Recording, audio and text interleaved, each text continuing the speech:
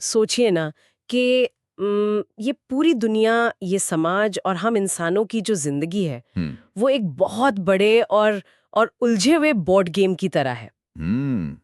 एक बहुत बड़ा गेम, बिल्कुल। हाँ, और इस खेल में ना करोड़ों लोग हिस्सा ले रहे हैं। लेकिन लेकिन अगर आप ध्यान से देखेंगे ना, हम्म। तो ज्यादातर लोग बस अपनी चाल चल रहे हैं, बिना ये सोचे कि उनके अगले कदम का अंजाम क्या होगा। सही बात है। मतलब कोई दूर की सोच नहीं है, कोई बड़ी प्लानिंग नहीं है। एकदम नहीं। बस जो समस्या आज सामने आ रही है हम्म। उस पर तुरंत रिएक्ट कर दिया जाता है। तो क्या ऐसे किसी खेल को जीता जा सकता है जहां जहां खिलाड़ी को पता ही ना हो कि वो जा कर आए? बिल्कुल नहीं जीता जा सकता। हम्म। और आज के हमारे इस डीप डाइव का जो मुख्य विषय है हम्म। वो यही है। हमारे पास जो आज के नोट्स हैं वो पैट्रिक बेट डेविड के काम और उनके बताए गए फ्रेमवर्क पर आधारित हैं। पैट्रिक बेट डेविड, बहुत ही शानदार फ्रेमवर्क है उनका। हाँ, और यह एक बहुत ही दिलचस्प हकीकत बयां करता है कि दुनिया के 99% लोग अपनी जिंदगी में सिर्फ सिर्फ चेकर्स खेल रहे हैं। चेकर्स मतलब बस एक कदम आगे की सोच। बिल्कुल। वो केवल अपना अगला एक कदम देखते हैं कि बस किसी तरह आज का दिन कट जाए। हाँ। और वहीं दूसरी तरफ समाज का वो 1% हिस्सा है जो इस दुनिया की दिशा तय कर रहा है। वो असल में ना चेस यानी शतरंज खेल रहे हैं। और शतरंज। शतरंज खेलने वाले इस 1% हिस्से की खासियत ये होते हैं कि वे हमेशा 5 कदम आगे की सोचते हैं। 5 कदम आगे, क्या बात है। हाँ, उनका ध्यान सिर्फ आज की किसी किसी छोटी सी परेशानी को हल करने पर नहीं होता, बल्कि वे कल की बड़ी जीत का पूरा नक्शा पहले से तैयार करके चलते हैं। हम्म। वे परिस्थितियों के गुलाम नहीं होते। वो परिस्थितियों को अपने हिसाब से ढालना जानते हैं। बिल्कुल। तो चलिए इसके हर पहलू को गहराई से समझते हैं। आज हम पैट्रिक की बताई गई उन 5 रणनीतियों या कह लें कि 5 मूव्स पर बात करेंगे जो किसी भी एक साधारण इंसान की मानसिकता को पूरी तरह से बदलकर उसे एक मास्टरमाइंड बना सकती हैं। मास्टरमाइंड। हाँ, और हमारा आज का जो लक्ष्य है वो इसी चेकर्स से चेस वाले माइंडसेट के बदलाव को उसके विज्ञान को समझना है, क्योंकि कामयाबी कोई इत्तेफाक तो होती नहीं है, है ना? एकदम सही बात है। कामयाबी आसमान से नहीं टपकती।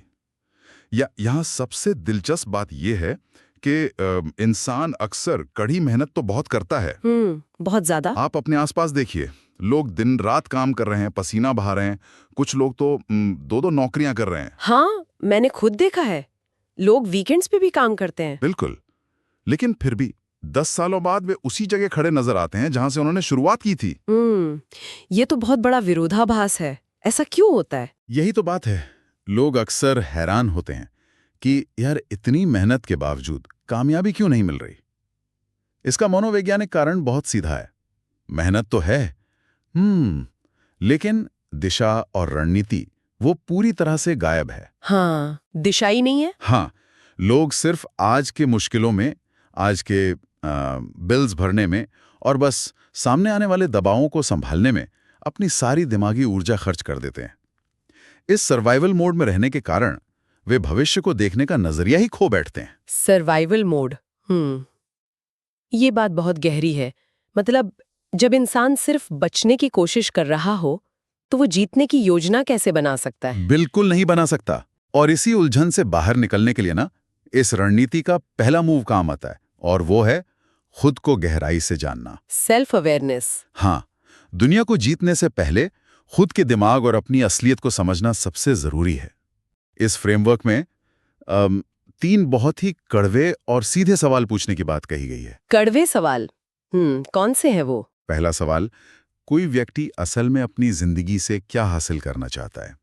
क्या उसे सिर्फ पैसा चाहिए, या अपने समय की आजादी, या फिर दुनिया भर की शोहरत? साफ होना चाहिए कि असल में चाहिए क्या। बिल्कुल। दूसरा सवाल, उस व्यक्ति की असली ताकत क्या है? क्या वो लोगों के बीच रहकर उन्हें संभालने में अच्छा है, या अकेले एक बंद कमरे में बैठकर गहराई से काम करने में? अच्छा, और तीसरा सवाल? तीसरा है, सबसे बड़ी कमजोरी क्या है जो बार बार विकास के रास्ते में रुकावट बनती है? ये 3 सवाल सुनने में तो बहुत सरल लग रहे हैं। सरल लगते हैं, लेकिन इनका पूरी ईमानदारी से जवाब देना इंसान के लिए सबसे मुश्किल काम होता है। मनोविज्ञान के हिसाब से देखें ना, तो इंसान खुद से झूठ बोलने में बहुत माहिर होता है। हाँ, ये तो है। हम खुद को ही कहानियां सुनाते रहते हैं। बिल्कुल। फ्रेमवर्क में इसका एक बहुत ही सटीक उदाहरण है। मान लीजिए किसी इंसान को कोडिंग का, कंप्यूटर का बहुत गहरा शौक है। उसकी असली ताकत अकेले बैठकर काम करने में है। लेकिन वो देखता है कि उसके कुछ दोस्त सेल्स की नौकरी में बहुत तेजी से पैसा कमा रहे हैं, गाड़ियां खरीद रहे हैं। अरे हाँ, फिर तो दबाव आ जाता है। वही तो, सामाजिक दबाव में आके वो इंसान भी देखा देखी सेल्स की नौकरी पकड़ लेता है। अब बताइए, इसका अंजाम क्या होगा? मुझे लगता है वो कभी खुश नहीं रह पाएगा। बिल्कुल, वो कभी भी उस काम में 5 कदम आगे की रणनीति बना ही नहीं पाएगा, क्योंकि अब उसका बुनियादी स्वभाव उस काम से मेल ही नहीं खाता। लेकिन एक बात बताइए, क्या लोग अक्सर इन 3 कड़वे सवालों का सामना करने से बचते नहीं हैं? क्योंकि अपनी कमजोरियों को खुले तौर पर मानना या ये स्वीकार करना कि अब तक की सारी मेहनत गलत रास्ते पर थी, ये तो बहुत डरावना होता है ना? बहुत डरावना होता है। क्या ये एक तरह का संक कॉस्ट फैलेसी नहीं है, जहां इंसान बस सच्चाई से भागता है क्योंकि उसे लगता है कि उसने पहले ही बहुत समय बर्बाद कर दिया है? एकदम सटीक बात पकड़ी आपने। खुद को आईने में देखना और अपनी असलियत स्वीकार करना साहस का काम है। इंसान अक्सर इस कंफर्ट जोन में रहना पसंद करता है कि चलो जो भी कर रहे हैं किसी न किसी दिन अपने आप ठीक हो जाएगा। पर ऐसा होता नहीं है। बिल्कुल नहीं होता। इस आत्म धोखे का नतीजा बहुत भयानक होता है। जब तक किसी व्यक्ति को अपनी पहचान और अपने असली लक्ष्य का बिल्कुल साफ साफ पता नहीं होगा ना, उसका उठाया गया हर कदम उसे उसकी मंजिल से दूरी ले जाएगा। मतलब दौड़ रहे हैं पर गलत दिशा में। हाँ। इसीलिए इस पहले मूव का सबसे बड़ा और अहम निष्कर्ष यही है, क्लैरिटी ही असली पावर है। क्लैरिटी ही असली पावर है। बिल्कुल। जब दिमाग में पूरी तरह से स्पष्टता होती है, तभी सारी ऊर्जा को एक सही दिशा में मोड़ा जा सकता है। ये विचार वाकई में नींव का काम करता है। अब जब किसी व्यक्ति को ये क्लैरिटी मिल गई है कि उसे असल में क्या करना है, तो अगली चुनौती क्या आती है? अगली चुनौती ये आती है कि वो अपनी इस ताकत का इस्तेमाल कहाँ और कैसे करे। और यहीं से हम दूसरे मूव की तरफ बढ़ते है ना, गेम के नियम समझना। बिल्कुल, रूल्स ऑफ द गेम। यहाँ बात सच में बहुत रोचक हो जाती है। खुद को पहचानने के बाद ये जानना सबसे जरूरी है कि इंसान जिस मैदान में उतरने वाला है, उस मैदान के नियम क्या हैं। हाँ, क्योंकि हर फील्ड के, हर इंडस्ट्री के अपने बिल्कुल अलग और छिपे हुए नियम होते हैं। हाँ, अगर हम इसको बड़े पैमाने पर देखें ना, तो समाज का हर ढांचा एक सिस्टम है और हर सिस्टम कुछ तय नियमों पर काम करता है। उदाहरण के लिए फ्रेमवर्क में यूट्यूब और एक कॉर्पोरेट जॉब की बहुत शानदार तुलना की गई है। अच्छा, कैसे? देखिए, अगर कोई यूट्यूब पर अपना करियर बनाना चाहता है, तो उसे समझना होगा कि वहां का खेल क्या है। वहां का खेल सिर्फ अच्छी जानकारी देने का नहीं है। तो फिर क्या है? वो खेल पूरी तरह से प्लेटफॉर्म के एल्गोरिदम और दर्शकों का ध्यान बांध कर रखने पर टिका है। वहीं दूसरी तरफ अगर कोई कॉर्पोरेट कंपनी में काम कर रहा है, तो वहां का खेल सिर्फ घंटों बैठकर मेहनत करने का नहीं है। वहां पॉलिटिक्स और वैल्यू क्रिएशन भी तो होता है। एकदम सही। वहां का असली खेल वैल्यू क्रिएशन और ऑफिस डायनामिक्स का है। मतलब आप महत्वपूर्ण लोगों के साथ कैसा तालमेल बिठाते हैं। और अक्सर लोग यही मात खा जाते हैं। वे जिस सिस्टम का हिस्सा होते हैं, उसके बुनियादी नियमों को ही नहीं मानते। बिल्कुल। फ्रेमवर्क में एक बहुत ही आम स्थिति का जिक्र है। जैसे एक कंटेंट क्रिएटर का उदाहरण लें। वो दिन रात एक करके हफ्तों की रिसर्च लगाकर एक बहुत ही शानदार वीडियो बनाता है।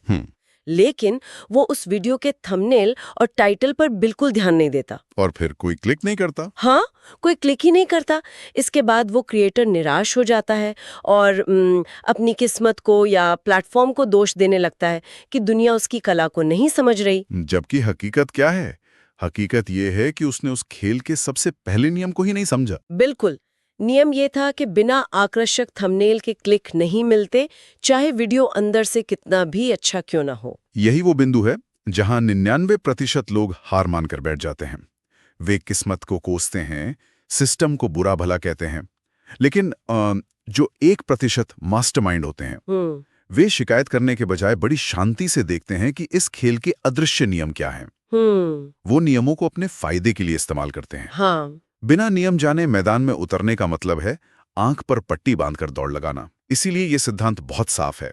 खेल को समझो, फिर खेलो। खेल को समझो, फिर खेलो। बहुत गहरी बात है। नियम चाहे कितने भी गलत क्यों न लगें, उन्हें समझे बिना उन्हें जीता या बदला नहीं जा सकता। बिल्कुल सही।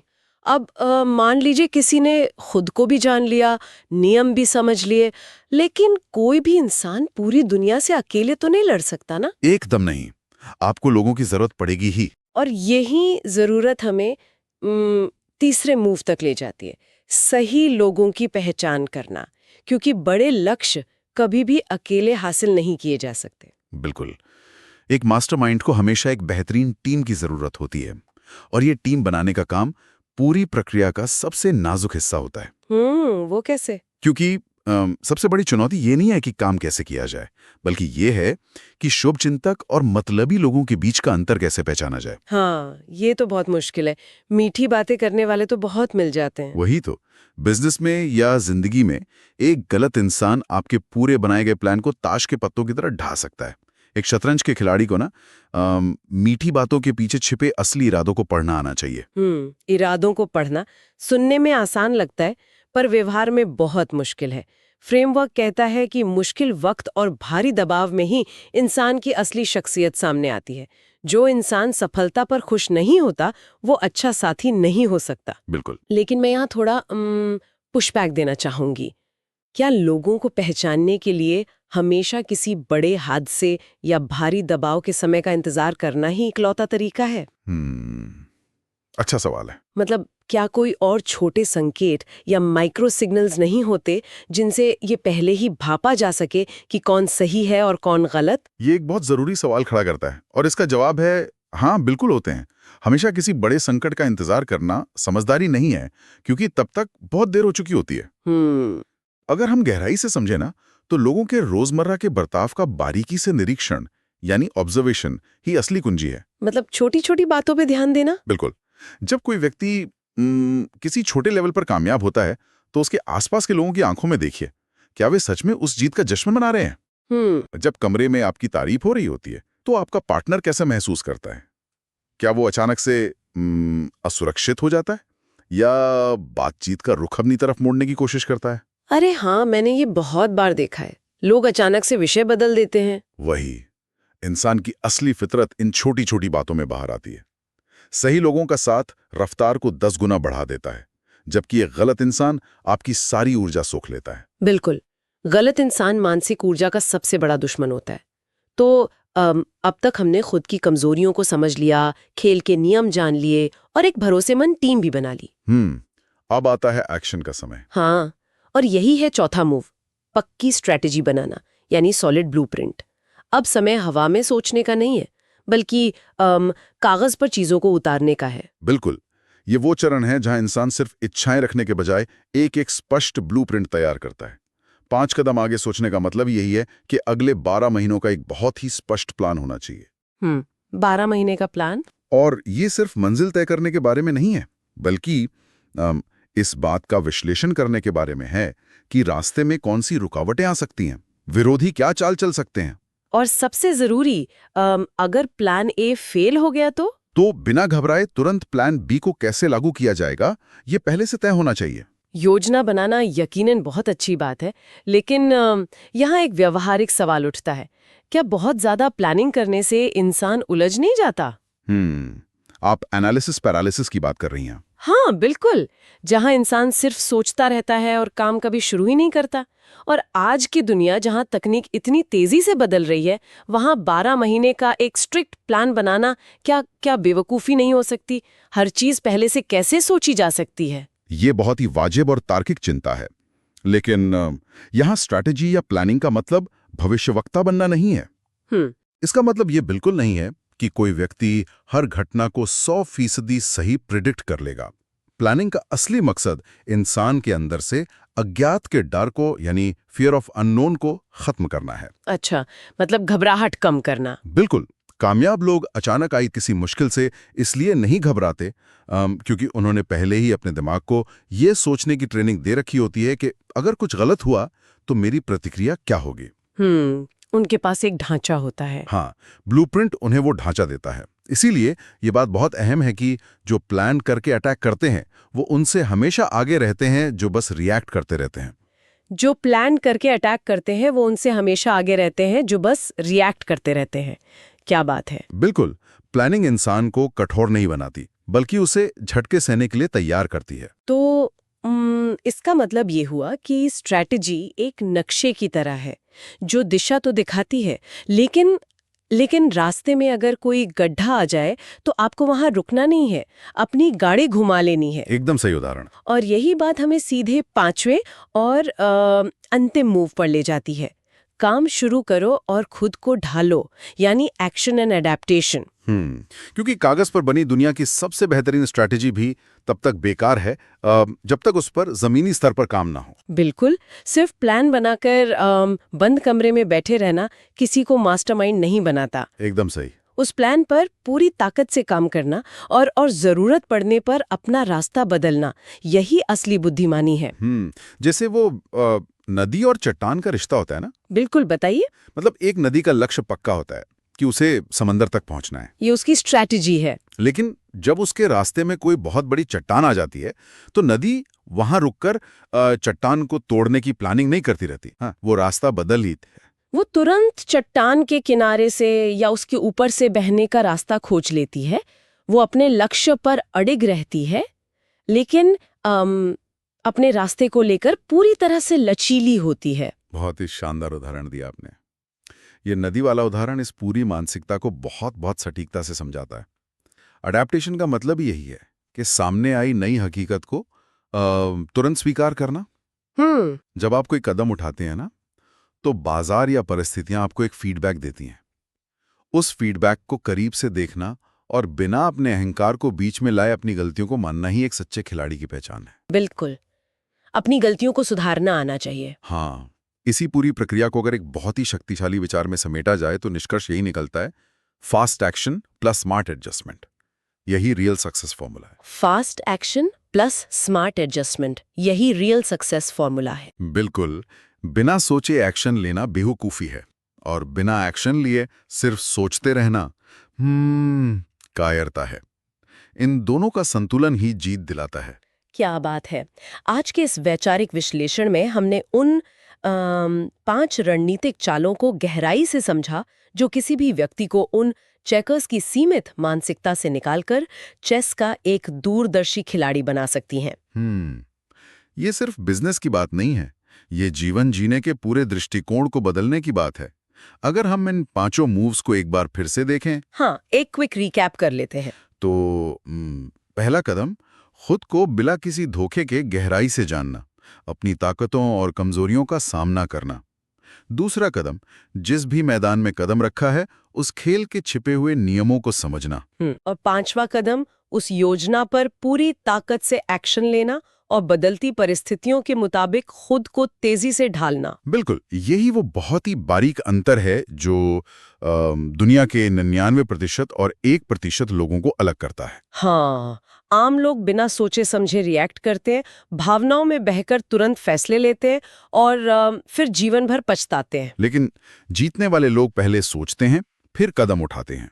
उनका हर कदम एक सोची समझी योजना का हिस्सा होता है। अंतिम लक्ष्य हमेशा यही होना चाहिए कि इंसान परिस्थितियों का शिकार ना बने। बिल्कुल, जैसे कहा जाता है ना कि तुम सिर्फ अपनी जिंदगी जियो नहीं, इस पूरे गेम को जीत लो। एकदम सही, तुम सिर्फ अपनी जिंदगी जियो नहीं, इस पूरे गेम को जीत लो। और ये जीत सिर्फ तभी मुमकिन है जब इंसान अपनी सोच का दायरा बढ़ाए और हर फैसले को 5 कदम आगे के परिणाम के साथ जोड़कर देखना शुरू करे। बिल्कुल, इस ज्ञानवर्धक चर्चा को समाप्त करते हुए हम एक बहुत ही गहरा विचार छोड़ना चाहते हैं। बताइए। हमने शुरुआत में कहा था कि जिंदगी शतरंज की एक बिसात है, जहां इंसान को मोहरे की तरह नहीं बल्कि खिलाड़ी की तरह सोचना चाहिए। हाँ, लेकिन एक पल के लिए सोचिए, क्या होगा अगर इस खेल में सामने बैठा व्यक्ति भी शतरंज ही खेल रहा हो? अरे ये तो बहुत दिलचस्प सवाल है ना?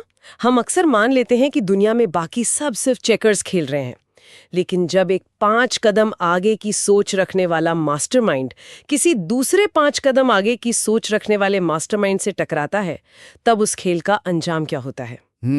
तब क्या वहां नियम काम आते हैं या फिर इंसान का वो लचीलापन जो उसे पल भर में रणनीति बदलने की ताकत देता है? बिल्कुल, ये सच में एक बहुत ही जटिल और सोचने पर मजबूर कर देने वाला सवाल है। जब 2 रणनीतिकार आपस में टकराते हैं ना, तो खेल सिर्फ योजना का नहीं मानसिक संतुलन और धैर्य का रह जाता है। इसी गहरे विचार के साथ हम आज की इस वैचारिक यात्रा को यहीं विराम देते हैं। विश्लेषण करते रहिए, सीखते रहिए और अपनी अगली चाल की तैयारी आज ही से शुरू कर दीजिए।